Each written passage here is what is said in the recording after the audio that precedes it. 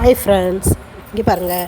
நான் இன்றைக்கி எறா கிரேவி வச்சு சப்பாத்தி சுட போகிறேன். நைட்டு டின்னருக்கு நான் 1/2 கிலோ வெங்காயம் எடுத்து வச்சுருக்கேன். 1/2 கிலோ வெங்காயத்தை கட் பண்ணி வச்சுருக்கேன். எறா க்ளீன் பண்ணி வச்சுட்டேன். இங்கே பாருங்கள், கடாயில் வானல் அடுப்பில் வச்சு எண்ணெய் காஞ்ச உடனே கொஞ்சம் கடவுள் தண்ணி போட்டு தாளித்து விட்டு நான் தட்டி வச்ச பூண்டை போட்டுருங்க. பூண்டை போட்டு கருவேப்பிலை கொத்தமல்லி கொஞ்சம் செவந்து வந்த உடனே நறுக்கி வச்ச வெங்காயத்தை போட்டு நல்லா வதக்குங்க. பாருங்கள், நல்லா வெங்காயத்தை போட்டு நான் 1/2 கிலோ வெங்காயம் போட்டிருக்கேங்க. 1 கிலோ எறாவுக்கு 1/2 கிலோ வெங்காயம் போட்டிருக்கேங்க. அதுக்கு இடையில் மாவு பிசைஞ்சு வச்சிடலாம். இங்கே பாருங்கள், வெங்காயம் வதங்கிடுச்சு. சப்பாத்தி மாவு பிசைஞ்சிட்டேன். அப்படியே வதங்கினோடனே தக்காளியை போட்டுருங்க. ஒரு 3/4 வதங்கி தக்காளியை போட்டு நல்லா கிண்டுங்க. கடகடன்னு கிண்டிடுங்க. கிண்டிட்டு பாருங்கள், கொஞ்சம் கல் உப்பு போட்டுருங்க.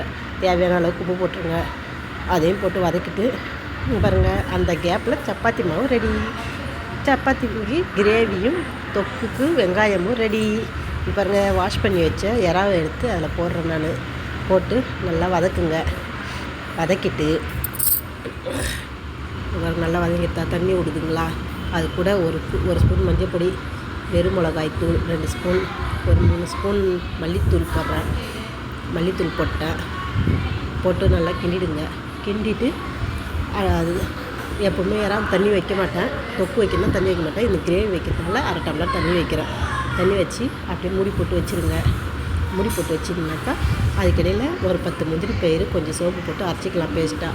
பாருங்க, அதுக்குள்ளே எண்ணெய் பிரிஞ்சு வந்துடுது. வேற வெந்துட்டு அதில் அந்த அரைச்சி வச்ச பேஸ்ட்டை ஊற்றி கிண்டுங்க. ஒரு கிண்டி அப்படியே விடுங்க. இன்னும் கொஞ்சம் ஒரு 5 நிமிஷம் கொச்சாக்கா அந்த முந்திரி பயிறு வெந்துடும். அந்த முந்திரி பயிறு வெந்துருச்சுனாக்கா அந்த எண்ணெய் பிரிஞ்சு வந்து இதை பாருங்கள், செம்மையாக இது பாருங்கள். கிரேவி செம்ம டேஸ்ட்டாக இருக்குங்க. பார்க்குறதுக்கு செம்ம அழகாக இருக்குது.